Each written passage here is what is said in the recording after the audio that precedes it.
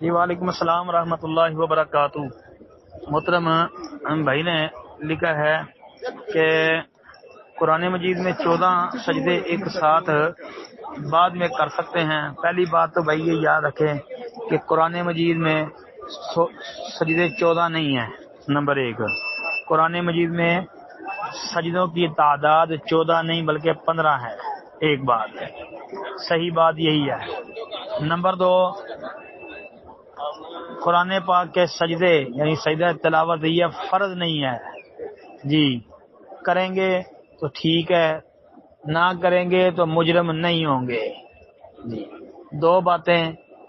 تیسری بات، 15 سجدے اس لیے ہیں کہ جو لوگ کہتے ہیں 14 سجدے ہیں، وہ سورہ حج کا دوسرا سجدہ جو ہے نا، جس کے ساتھ لکھا ہوتا ہے اند شافی کہ یہ شافی کے نزدیک دوسرا سجدہ ہے، ہاں جی، وہ حنفی لوگ اس کو سجدہ تسلیم نہیں کرتے، اس لیے وہ 14 کہتے ہیں، جبکہ قرآن میں 15 سجدے ہیں۔ سب سے بڑی بات تو یہ ہے، بڑی دلیل ہے کہ قرآن میں 15 سجدے ہیں۔ پھر نبی اکرم صلی اللہ علیہ وسلم کے صحابہ سے یہ سورہ حج کے دونوں سجدے کرنا ثابت ہے۔ حضرت عمر رضی اللہ تعالی عنہ اور ان کے علاوہ کئی صحابہ سے صحیح سند کے ساتھ جو ہے وہ 2 سجدے کرنا سورہ حج کے ثابت ہے۔ تو جب سورہ حج کے 2 سجدے ہیں تو باقی ملائیں گے 13، تو ٹوٹل 15 بن جائیں گے۔ ٹھیک ہے جی، ہاں۔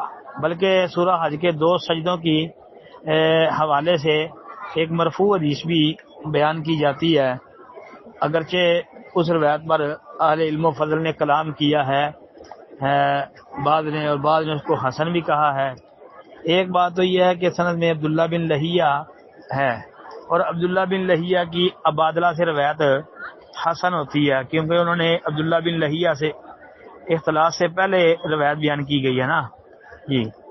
صرف اتنی بات ہے، اگر تو ہم اسی بات کو مطلق رکھیں کہ عبادلہ نے روایت لی ہے تو پھر تو 2 سجدوں والی روایت مرفوع بھی حسن بن جائے گی، جبکہ اس کے علاوہ ائمہ نے اس کے اوپر جرح کر دیا ہے۔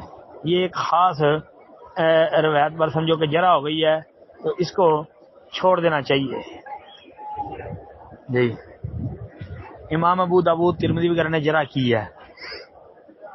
تو پھر ہمارے پاس نبی کریم صلی اللہ علیہ وسلم کے صحابہ کے جو آثار ہیں وہ موجود ہیں، تو انشاءاللہ انہی کو سامنے رکھ لیں، اور 2 سجدے سورہ حج کے بالکل جائز و درست ہوں گے، اور ٹوٹل 15 سجدے جو ہیں قرآن پاک کے ہیں، تو اکٹھے نہیں کرنے۔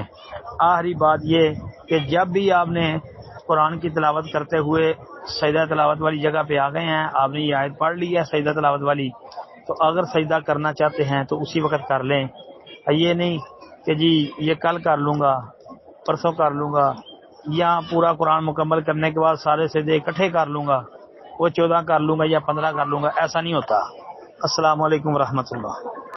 وعلیکم السلام ورحمۃ اللہ وبرکاتہ۔ محترم بھائی نے یہ ایک پوسٹ بھیجی ہے جس میں ابو الدرداء رضی اللہ تعالی عنہ کی بیان کردہ یہ روایت جو ہے نا ایک موجود ہے کہ صبح و شام 7 مرتبہ حسبی اللہ لا الہ الا هو علیہ توکلت وهو رب العرش العظیم، یہ پڑھنے کے حوالے سے کہتے ہیں جی اس روایت کی تحکیم میں کون سا موقف درست ہے جی، جس طرح کہ یہ پوسٹ میں 2 موقف نظر آ رہے ہیں جی۔ ابو الدرداء رضی اللہ تعالیٰ عنہ کا قول ہے، موقوف روایت ہے۔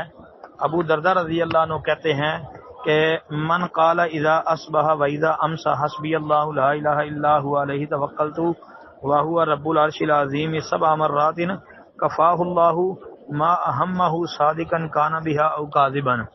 یعنی ابو الدرداء رضی اللہ تعالی عنہ بیان کرتے ہیں، انہوں نے کہا کہ جس نے صبح اور شام کے وقت 7 مرتبہ یہ کہہ لیا نا حسبی اللہ لا الہ الا هو علیہ توکلت وهو رب العرش العظیم، اللہ تعالیٰ اس کی پریشانیوں میں اس کی کفایت فرمائے گا، خواہ اس نے سچے دل سے یہ کلمہ کہا ہو یا جھوٹے دل سے جی۔